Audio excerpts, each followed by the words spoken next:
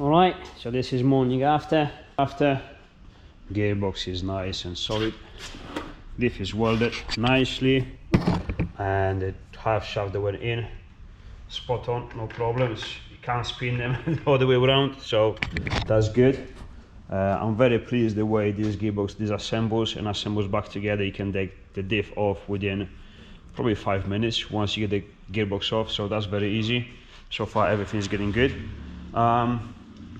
Doing the turbo feed oil line, but also I have to modify this lever because it has about 22 mil movement, and the actuator, the Volkswagen actuator, this one here, it doesn't allow this. So what I'm doing, I'm trying to reproduce the same throw, the same lever movement the original turbo has, which is 11 mil, pretty much the half of it, and also that stop over there, which it will have to be somewhere there.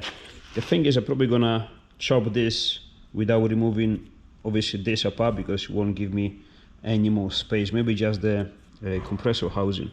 I will have to cut it there, cut it with the corners, this flipped upside down, so this will be facing towards the compressor, and just weld that into that, pretty much make it half the length, which gives me the correct throw, correct obviously travel. But also I got this plate, this one here is actually bolts, this one here bolts to the housing, just with redrilling this hole here, this one there. So that one goes in there, and this one, if you can see me put the light on, there you go, and this one goes there. That the clutch are both CG clutch. It fits sacks, only sacks, dual mass flywheels, and mostly all the single mass flywheels. So this it'll be all right.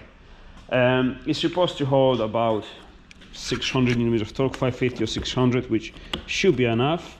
However, I don't know, I'm not really sure, because usually this has been put in the front-wheel drive cars like Skodas and Volkswagen. Let's say Golf, for example, is front-wheel drive. You see these cars, they're spinning up to third gear because it's front-wheel drive, doesn't have much grip. This bucket on the other side, it is lighter, but it grips as hell. It really puts some, grip back on the back tires because of the engine displacement, because of the geometry. I don't know, they just grip very good. So this should be enough, but I don't know. However, let's open and see how it looks like. The invoice and all that stuff. Let's put it here for now. And that's the beauty, that's the pressure plate. Let's get the Stanley knife and open it up.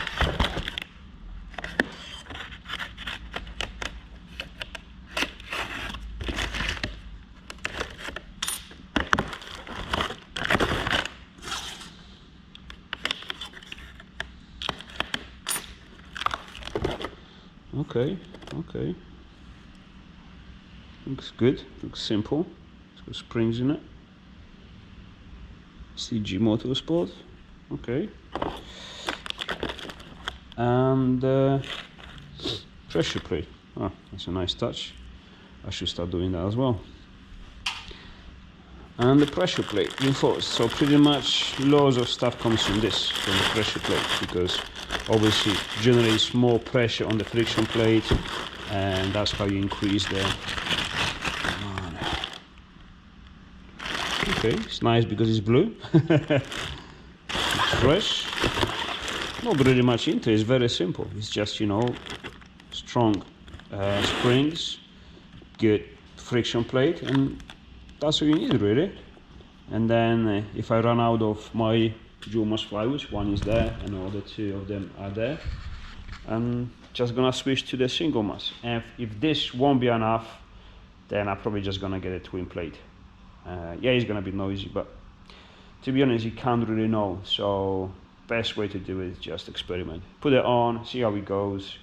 If it goes alright, happy days. If it doesn't, this wasn't expensive. It's quite cheap. So happy days so far. Now I'm back on a bloody exhaust manifold because we're nearly there on this one. I got the 5th runner nearly done. just need a little bit of insert from here to there. Calculate a ready-made one, just have to weld it up. And then the last runner, and this is ready to be welded to the mesh collector and the flange. And this side is done. Once I've done this side, I got the pattern how to do the other mirror side. So we're nearly there on this one. Well, that being said, we still need to find a position for the wastegate. I know roughly when it's gonna go, but you know, fit it on, drill the hole in the mesh collector, weld that in. So when I'm saying it's like nearly done, it's like yes, still a lot of work to do. But gonna hurry up on this. I'm gonna finish probably earlier today, about 4 or 5 o'clock, and I really want to finish this engine. I want this engine with the box assembled back on the bench and crack on the wiring loom, because it's a mess, like I showed you before. Lots of wires have been cut, lots of sensors have been just pulled from the plug, so I can't even trace the columns. So I really have to go on the diagram, see what comes out from the ECU and in which pins each wire have to go in which pin inside the plug on the sensors.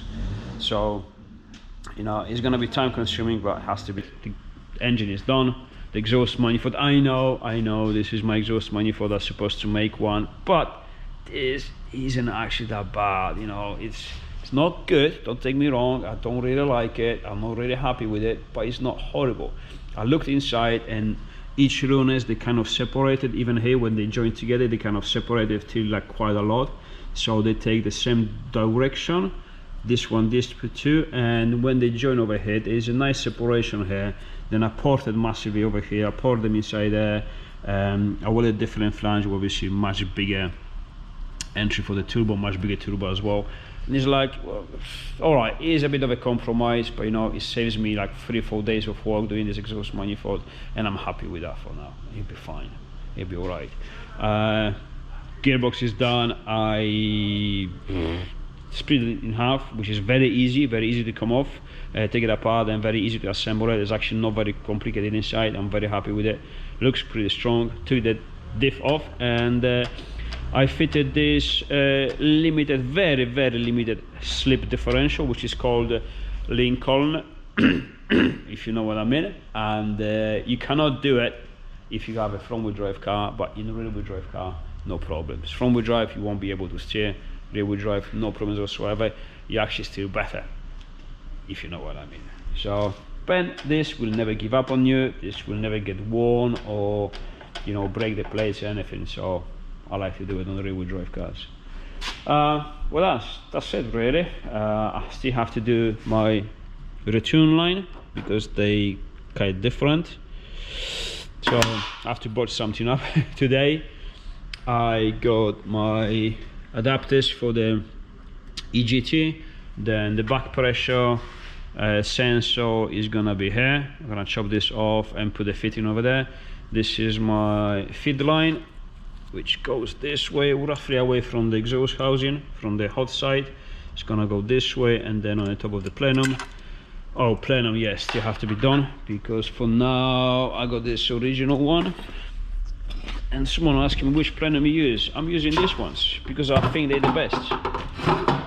Well, they're not the best, they're still corrupt, very bad. Look at this spots, just look at these two. So yeah, not very equal flow or anything, but I like these ones. Why? Because I chopped them here on the top completely, and I got a nice equal port over there, and then from there I built my equal flow plenum. Just the second chamber is not ideal, is not the greatest design, not the way I designed it properly, but it's very quick. You can do it in a couple of hours, and it's a huge improvement between this and the result you're gonna have. So that's what I do, and that's good enough. It's not great, but it's 100 times better than the standard one, or even more, and it's good enough for me, to be honest, because it's a ratio between the improvement and time spent on it. So you can spend days to designing and building one from scratch to have another 10 or 20% or 10-15% of more efficiency, and spending probably 2 hours making this, 2 or 3 hours switching from this to the equal flow plenum, making it cheap and quick. You're gaining probably 80% of efficiency, maybe exaggerating, but you know what I mean. So definitely this way. This was another reason for the exhaust manifold, you know. It's just quick, cheap, and it's good enough, so let's keep it there. So there you go. I think I'm gonna finish earlier today, and I don't know, I may have to install this engine quickly in the chassis, just quickly, so I can hook up these lines and make them for the external oil cooler. Because this one, now the next step is that I want to repair all the wiring loom, because as you know, it's been ripped off. Sensor has been just cut off, these wires. On this sensor over here, which I think is a crank sensor, yeah, that's a crank sensor, and put the light on. These are actually being pulled from the plug, so this is gonna be a pain in the ass to fix, but has to be done. You know, it's just, that's what they've done. So I want to do the entire engine loom on the bench and hook up all the wires that I need, remove everything that I don't need, and also trying to fire up on the bench here, because all they need is a bit of diesel, a battery, you can fire them up. So I'm gonna find all the wires inside the ECU that are needed to start this engine, fire up on the bench, make sure is everything alright, and then put it in the chassis. That's the plan. But in order to do that, I need to fill up with the oil, and obviously the oil will go out of it from these pipes, from these fittings, because there's no oil cooler. You say, well, put it on now. I cannot do it because I don't know how long they have to be. I don't know what position the oil cooler has to be, so I have to put it in. So that's roughly the plan. Not really sure what I'm gonna do. I may just, I don't know, we'll see. Let's not talk about this because I haven't made my decision yet. The main thing is, yeah, this weekend I'm trying to stay on this as long as possible and do it as quick as possible, because I really want it back on the road. There's still plenty of job to do, of work to do. I still have to do this side CV joint. This CV joint is already built, so this is Volkswagen, this is Toyota, so that's good. But that's that side. On this side, I still have to make one, and then I have to make another engine mount, which probably will have to be hooked somewhere from here, from this mount. These two bolts, is this going through? No, this doesn't go through, but I can probably use this one maybe, that holds the gearbox and the sump, which looks pretty strong. This one here as well, probably. I would like to hook another point on the engine itself. Maybe I could use slightly longer bolt like this one, or actually I got it, well, it's already longer. I got the spacer here because I couldn't find the original one. Maybe I can remove the spacer, make it longer, and make a bracket that holds the engine block, the gearbox, in 2 points, and from there maybe a bracket for that mount over there, this one here. I would really like to keep it, because this one we know is not strong enough. This is the ugly agricultural one. It is strong, but the Subframe is not strong enough, and these engines, they well known to rip. Kind of this like a T-bone, whatever it's called, mount, because they twist, and there's only one of them. So this is the problem I want to sort out before actually putting some torque on this engine and rip it off. Before the problem starts, I want to fix it, so there will be no problems. And just keep going ahead, you know. And then these all lines, and the only pain in the ass issue I'm gonna have is these lines here from the gearbox, because obviously these engines, they sit in the front of the car, and so the cables go from here to there, and when you pull, you know, this is the pattern. Now we're gonna have the cables coming from the front, so we have no brackets, and also you don't want to work in reverse. So instead of first gonna be left and forward, it's gonna be right and back probably, or something like this, I don't know. So this has to be worked up, and I'm sure this is a pain in the ass, because I'm not really looking forward to do this. The water system as well, where if you have to make everything work properly, you have to do it nicely. So, you know, still gonna be some time to spend on it, but that's the progress so far. And also I still have to change those panels, which I have, the bumper, but it's not gonna take long. And that's it. Sylvia for now is waiting for the better times. I just don't have much time for it. That's the best way to say it. And then I'm just waiting for the, well, no wait, you know, ordered some gauges. I didn't order the rest of them. I got to put a couple of bolts on the steering. So the real pain ass job has just begun. Unfortunately, a lot of these plugs, including the crank sensor and all the stuff, was just ripped off wires from the plugs. So I spent a lot of time yesterday just to repair this stuff, which I haven't thought this through. If I noticed it would be that bad, I would just get another engine loom, but haven't noticed. I don't want to wait. Time is not really on my side, so I got to repair what I have. Too late for that now, so we have to do it. Fortunately, I'm missing some of the plugs. I'm missing some of the wire. I can't find the plugs for the boost controller, and so I have to rip all the wiring off from obviously the ECU plugs. One is here, the other one is somewhere behind there, and you know, just wire by wire, check what's needed, what's not, trace it to the back to the ECU, or actually do it the opposite, go from the ECU, see what we need, trace obviously the wires, if something missing, put the plug on, put everything in place, and then yeah, remove everything that we don't need. It's like this glow plugs here to warm the water up quickly, don't really need that. Off. It's just another thing, it's gonna take space and it's pretty much useless to me. We're not really driving in these heavy winter roads, so don't need that. And yeah, not really looking forward to doing this, but if I want to get it started, if I want to get it running, I have to do it. So hope I finish it today. Hate wiring, I really do.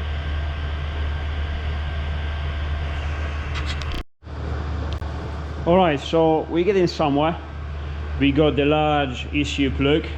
These are pretty much the wires we need. Kind of, I think this here, this 5 here is for the TPS, which is the pedal, gas pedal, ignition 12 volt and stuff like this, positives, battery always on, fuel pump, clutch pedal, relay. Right, so this is it, I think. Not completed, but this is pretty much the entire engine loom. That's what you need. Very simplified. I'm not gonna finish it completely on the bench because, again, to start this engine I have to have my oil cooler attached, otherwise I can't fill up with the oil, and obviously no more reasons. So gonna finish it in the car, but it's pretty much completed. This plug goes to the ECU, this plug goes to this second half of the loom, which, let me just, looks complicated, but it's not. Let me just pull this through. There you go. It's pretty much there. So that wire goes to the battery because it's for the glow plugs. This goes to the map sensor, this goes to the map sensor, which is going to be deleted. This is your boost control, so that's sorted. This is the plug that connects to this one, which is the glow plugs, and which, again, if you really worry about it, you don't even have to do it. A couple of wires here to connect. This is switch positive. I'm gonna connect it to that one over here. They're gonna be kind of together, but on different fuses, 10 amp fuses. Whoa, nearly tripped on my own loom. Then that plug cover. This is long wire. I made it very long because it has to be a throttle, gas pedal. These two are batteries on the ignition, so they have to be on the relay, which I'm gonna try to use my Toyota relays if they empty. I don't know, I have to find something. This is earth. These ones here, this is ignition on to turn the ECU on, and these are pretty much the OBD. Is K lines, fuel pump, relay, clutch switch, and yeah, K line and cambus low, cambus high for diagnostics. And yeah, that's pretty much it. This is pretty much what you need. Still looking pretty ugly because, again, haven't tidied up, haven't finished it. I want to finish it in the car, so I have all the positions and all the stuff. But again, I need the engine in the chassis now, to be honest. So yeah, I'm gonna get the turbo off for now because it won't pass the subframe, which needs repairing. That's the only bad point on this car. Exhaust was going here, obviously with all the heat and the vapors corroded the subframe very badly, so I needed either new one, there you go, big hole, or just repair this for now. And yeah, that's it. So let's put it in and see how it works. Still have to make this mount, but that's gonna be next weekend. Let's get it in. Looking good so far. Starts to be simple, nothing complicated. Starter model wire. This is your reverse light, I guess, like I said, and that's it. I haven't done the wiring for the alternator. Plug is here, 2 wires going out. I have to work out which ones they have to be connected. I can't remember, I didn't even check. This wire here, this blue one, sorry, this yellow one, I took it out from one of the diodes because this is gonna be a signal for my rev counter. I'm not sure what I'm gonna use for the gauges, but I took that one out because it's easier to do it when I had the alternator on the bench, and just get one wire connected to one of the diodes, one of the 3 diodes, and then that gives you a signal for the aftermarket diesel rev counters. This is the same one I have in my van, and it works independently. If I'm gonna be maybe using a single gauge for from the OBD2 or something, I don't know, we're gonna have to figure out. I haven't thought about this. I just put the wire there just in case I want to use one of those. I got it already. So first of all, let's get it in, let's get it started, and then we worry about the minor things after. So yeah, let's do it. Right, so the motor is in, fits perfectly. Honestly, it takes about 5-7 minutes top to put this engine in. All you do is put it on the table, well, it was on the table already, on the bench, whatever you want to call it, and then just drop the chassis on the top of it. Get those engine mounts in, 2 bolts over here, 1 bolt over there. Actually no, I do remove the whole mount when I take it off. Sorry, the light is not charged, so there you go, that one. And that's it. Exhaust manifold is in, turbo is in, oil feed line is in, oil return line is there, but it's not connected. Sorry, light is discharged, so I can't show you exactly. Maybe there you go. It's a little bit of a bulged, but it works. Wiring loom is nearly finished. I want to finish it inside the car just to get it started. I'm not gonna connect it to the car yet because I want to hear this engine. I want to make sure everything is good. But in order to even try to attempt to start this engine, even prime it with the oil, because now it's all dry, I want to just run it with the starter motor, you know, build some oil pressure up first, fill up everything with oil.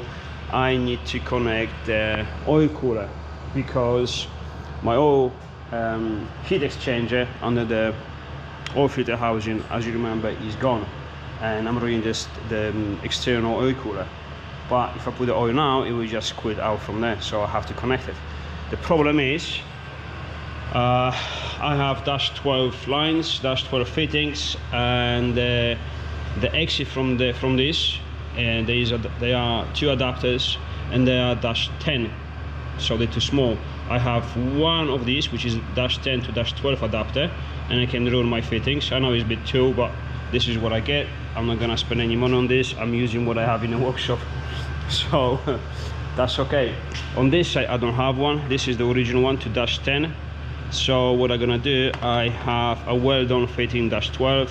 I'm gonna put this in the mill, sorry, in the lathe, remove this part, clean this from the oxidation or anodization, and then weld this one on. So I have my adapter. Do it quickly, do the lines, put them on, finish the wiring, just connect, you know, everything to the battery, and then try to prime it first and then start it. So I want to do it today, and we'll do it quickly because this is Sunday. I do not have permission from my boss, which is my wife, to stay in a workshop on Sunday, so I cannot like sneakily get out. And it was like, you know, you shouldn't. And I say, okay, sorry, Corona. So I'll be back for lunchtime because we may go out and play. Why? It's very nice outside. Actually, you know what? Because I'm living like in a cave in this workshop now during the winter times, it's actually not that cold outside. I turned the heater off in the pile of this, all these engines, V8s and diesels and whatever. Turn it off. And I'm actually gonna open that door today. So we got some proper light, and finally you can see something without this bollocks flickering light. This is LED light, and I cannot adjust the camera to stop it from flickering. It's some strange frequency and I can't stop it. I know it's annoying, I'm sorry for that, but again, the doors has to be shut. I don't have much light in the workshop enough for the camera to get some good footage. So yeah, it's either this flickering or it's proper bad cave and you can see nothing. So yeah, let's do that, mill that, adapt it, put it on and trying to get this started. Right, mill it down and then enlarge that hole inside there, so make sure it's exactly the same as a -12, because there's no point to increase in external sizes when the internal sizes is exactly the same. So but this is pretty much spot on, exactly the same. Align in there. I'm probably gonna put like a drill bit inside to keep it steady so it doesn't misalign when I start welding it. The only thing is I'm worried then when the weld's gonna pull I might not be able to remove the drill bit. I'll probably weld it as it is, but I still have to weld the color outside because it's gonna burn massively when you're gonna weld it, so this has to be clean, but I have to do it with the floppy disk and the angle grinder. Here we go. It's not beautiful, but it works. Don't know what that chipping is there. Something dropped on the top. I didn't pay attention on it, and it shouldn't affect the ceiling. It's just on the top, and there's no grooves or anything, no bumps on this surface where it sits. So it should be all right, hopefully. But there you go. I know it's a bit ugly. It's not beautiful, but you know, if you don't want to wait a few days, then there you go. Is one ready? And to be honest, I have no intention of waiting another minute, not talking days or a week, to get that update coming through the post. So done this and I can actually start it. Well, if I can actually start it or not is a big question, but I'll leave we go ahead with the build. So there you go. How nice. Oh, and another quick thing, very much related to this build and to this weather actually. Snowing outside. It's like Canadian weather and Canadian cooler. How odd. Usually these are made in China and this is like, I don't know, I've had this for ages, for a long time. I don't even know where from or what it is from. I can't remember. It was there sitting for years. I know it's clean because this blocked, so there's no dirt inside. That changes oil, so that's all right. So yeah, Canadian cooler, Canadian weather. Well, not really, because in Canada in the winter it's probably like -250. We're still on the positive side. We're not even on a minus here, so shame, but there you go.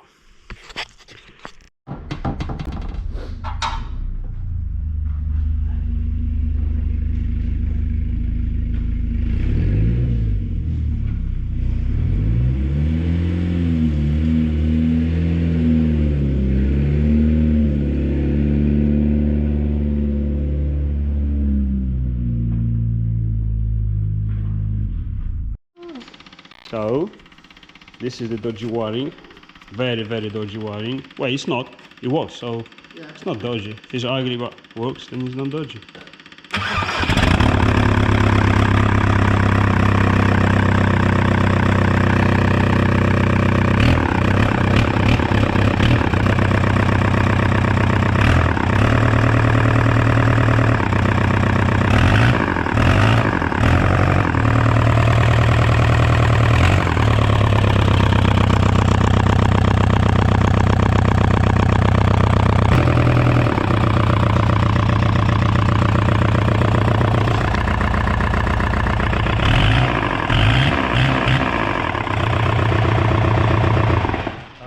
Because we have no coolant, so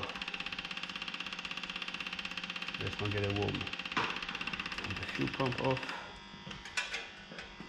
So we kinda almost good to go.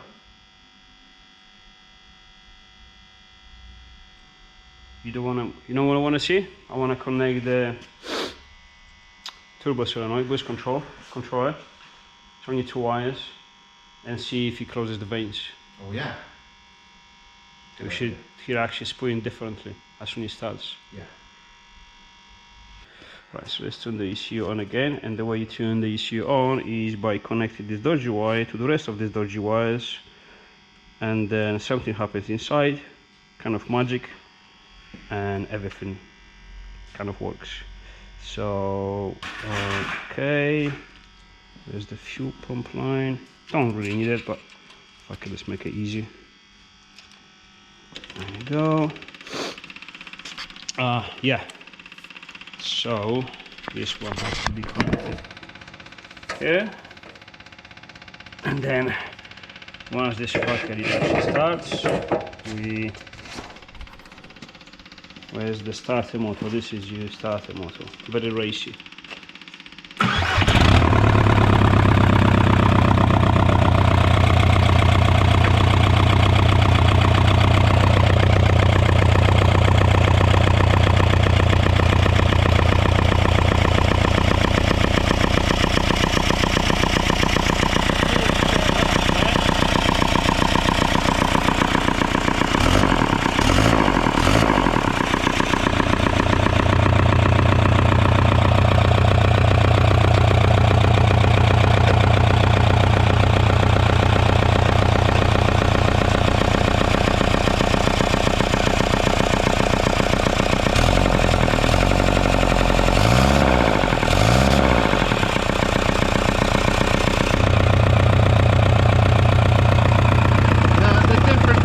Is unbelievable. Yeah, it is it? Yeah, the That's the beauty of VNT. Yeah. So for the record, this is a GTB 2260 standard, no hybrid, just completely standard, just rebuilt, fresh, and yeah, simple. Any oil leaks? No, nothing I can see. No oil leaks, and surprisingly, no water leaks because there's no water. But we have no diesel leaks, no oil leaks, so yeah, that's good so far. Let's turn the pump off. Yeah. Oh no, another thing I need to see something else. This is very important. I'm gonna explain in a second. Let me turn the ECU on again for this very military spec wiring. Yeah, this is top spec. I mean, you can't beat this. All right, and then we have the starter motor. So the shaky camera. There you go.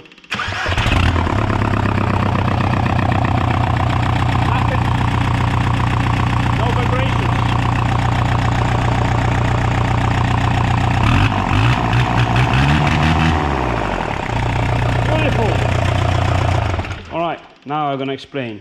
Because diesels, they vibrate much more, and on the Golfs and all the stuff, they have very soft engine mounts. These engines, they used to rock a lot, forth and back. They have lots of movement. I use my original Toyota bushes on the engine mounts, and the risk was that they will be too hard, because obviously petrol engine doesn't vibrate as a diesel one, and that was my biggest worry, because all the beautiful thing, these engine mounts are so simple, so easy, it will go to scrap if they will be too solid. But it looks like this engine is rock solid inside there. Yeah, but it didn't rock the car. But it doesn't transmit any vibrations to the chassis, so I don't know. This is just great. So far on this car, no bad surprises, not a single one. Everything is trying to be very easy, very simple to make. Engine mounts, there is a space for the alternator, no tricks, just mix a couple of bits together between different cars, but it's very easy. Alternator on its own, no power steering pump because we don't need it, we have electric one on the front. Plenty of space for the turbo setup, either standard exhaust manifold. If you're using the Golf one, which is even more compact, it's even easier. I prefer this one because I think they flow better. If you want to build big one, proper exhaust manifold like one of these, plenty of space there, plenty of space for the intercooler, the exhaust, for everything. And that's what you say, there is a plenty of space here for one of these fuckers in conjunction, like, let's just, for the sake of, because I'm excited, it started, right? Let's say this is the low pressure, well, high pressure turbo, the small one, and this fucker could be actually something like that. Just link pipe, another one here, and plenty of space, whatever you want to put it on. It's like very fucking quickly because it's quite heavy with 2 fingers. But you can make a compound, which, I mean, this is what we were saying the other day. These engines are great, but usually they in Seat, Golfs and stuff like this, and all the turbo setup is just between the engine and the bucket, so it's very minimal space. Literally there's no space. For good Plenum or for compound system, usually when they bring the second turbo, they bring it on the top of the gearbox there. There's nowhere to put it. So even though it's complicated, in this way, it's just you do it whatever you want. It's like space for everything. You want a big Plenum, space. You want a compound turbo, space. You want a 3 turbos, space. It's so triple compound 190 TDI then. Yeah. That one, a GT30. And then 52. Yeah. And then, yeah, we're gonna shoot the, I'm probably gonna have to reinforce this so the head won't go too far when it shoots off. Yeah, yeah. Just put a steel plate across. I like the fuel tank. It actually feels the, honest, look, it doesn't even move. Perfect place. Again, with the 1.9, you fill that one on, you're probably enough for a week worth of fuel. That's the thing. So, yeah, jokes apart, this is, I think this was one of the simplest engine swaps I've ever done. There were no bad surprises, there was nothing. I didn't curse once. Everything went easier than expected, not harder. So, and also you haven't changed your mind. You haven't, well, this is probably right, this is the first time in my life. But, what we can learn from this, when I bought the K24, I say, I don't want to waste time to spend a lot of time to find the engine position and get engine mounts, all the stuff. I get K24, spend my money because it's all ready. They sold the engine mounts. Turns out, that's bollocks. Try it first. If you don't know, just test it, try it. Even if it don't look like it will fit, try it because you may get a surprise. Turns out the engine mounts are both from the company. They were not good. Well, not shit, but not great. Engine was in the position it should be. But this engine actually fits even better. Yeah. There's more space around, there's more clearance around, there's easy to work. I mean, if you're trying to remove the alternator from the K24 once it's in the engine, yeah, no, it's possible, but very, very difficult. It's probably easier to get the engine out. This is literally there. It's so simple. It's just the oil filter, if you can see my battery on the light, stays there. You can remove it, you can change the oil filter. Dipstick is here, you can pull it and check it again. Oil is here. It's actually easier to fill up the oil on the engine than on the standard car because it's like there on the standard. It's a bit pain in the ass. The only thing I have to, well, I will struggle with because I just don't want to spend too much time on it, is the gear linkage. But once that is sorted, that's literally the only thing. Is a bit of yeah, you have to work your ass off. All right, so let me take my hat off because I need to look pretty for this one. Is the microphone on forwards? Yeah, that must be it. Yeah, it's recorded. Lost my this. So, the biggest issue on this car, obviously the biggest, not the issue, what we call it, the biggest thing to sort out because everything was really so smooth and nice. As a matter of fact, now the car runs. Only after day on the switch or on the ignition, the fuel, everything is sorted. The gear lever. Now the gear linkage is way too long, and it sits pretty much well here instead of there. Now what happens is that we find out, because usually what you have to do on the K24, you have to get adapters. So instead of cables pushing, they have to pull the gears. Otherwise, you have completely reverse, so you got the first one right and down instead of left and forward. But we just found out that the Toyota linkage moves exactly as you want it on the Golf, Volkswagen gearbox on the back. So when you select first, the rod pushes, and that's what you want. When you go left, it pushes down exactly as you want. But then there was another problem. Now the issue was that those rods, these cables are way too long. And then I found out one of these pieces, this one here, you put the light over here so you can actually see it. This one here, yeah, is actually original from the Toyota gearbox, which I removed it from there, and it moves this left and right, okay?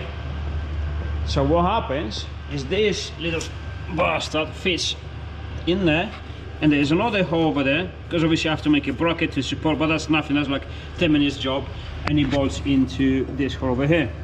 Now, and that position actually is exactly what you want for the length of this cable. And this cable, you cannot make it, it's like, oh, it's just a cable, you can make it forward and back. No, it's not. It will bend massively, it has to be in this position. And it happens that it matches this, when you put it on, it is actually the bushes from that cable because it's all original. It matches exactly that length on that gearbox. That's the beautiful odds, right? Now, the beautiful part is coming now. Let me just put the light on here. So you, oh, fuck's sake. There you go. So it stays, yes. Now, obviously, when this moves forth and back, okay, that lever there, obviously I have to weld it up here, so it moves back and forth exactly the same, and it has to move that lever on the gearbox front and back, okay, to select the gears. And I was showing to Steve how awesome this is working out, because I was actually worried this is going to be a pain. I was going to spend the weekend working this out, blah blah blah blah. It's like, look how awesome this is. All I need is a lever from there to there, and then what happened? Wow, I said I think I might have something. And then he found out this. Now I'll show you now how it fits first.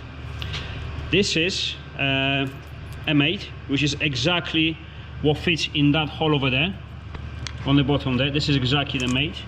This is 10 mm, which is exactly, believe or not, what fits on a Volkswagen transmission. Look at it, spot on, no play, just absolutely perfect. So what's the odds? And not only this is adjustable, but also it is exactly where you want it, because you want this exactly the same height of this, same length, okay? So this cannot be even, it just cannot be better. It's made for it. Exactly. If you have to make one of these for this conversion, this is exactly what you want. Not something similar, nothing better than this. This is absolute perfection. The exact size of this rose joint, the exact size of this rose joint. Plus it's adjustable, so you can, you know, fine tune it. But where this comes from? It's a alternator bracket, alternator tensioner type thing, for if you put in a 2 litre 16 valve engine in a Renault 5.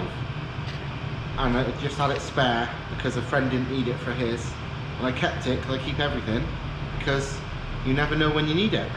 And what, 4 years later, yeah, you said, oh, I wish I had a longer one of, yeah, one of these. Thomas showed me this and was like, I wish I had a longer one, and I was like, hang on a minute. And without even adjusting, this is exactly spot on length. And it's weird because, like you said, it's 2 different sizes and all that. Yeah. What's the odds of that? Exactly. And it's not even like this supposed to be here. This No. exactly here, Yeah. and that's the size, Yeah.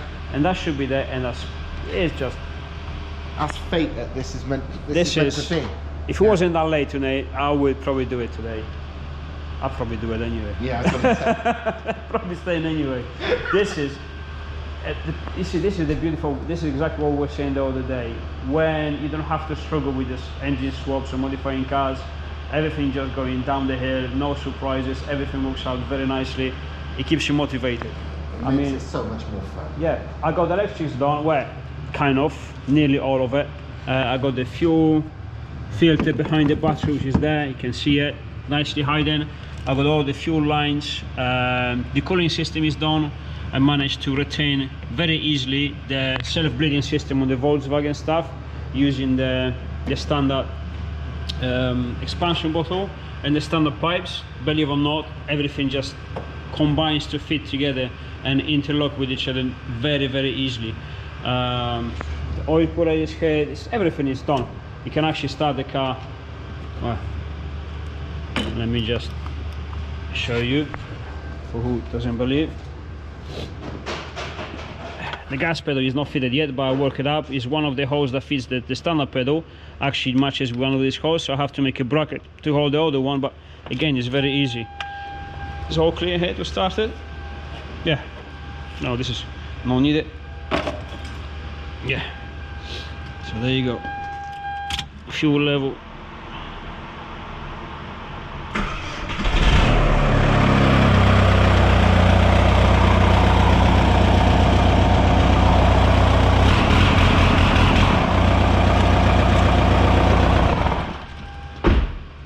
Everything works.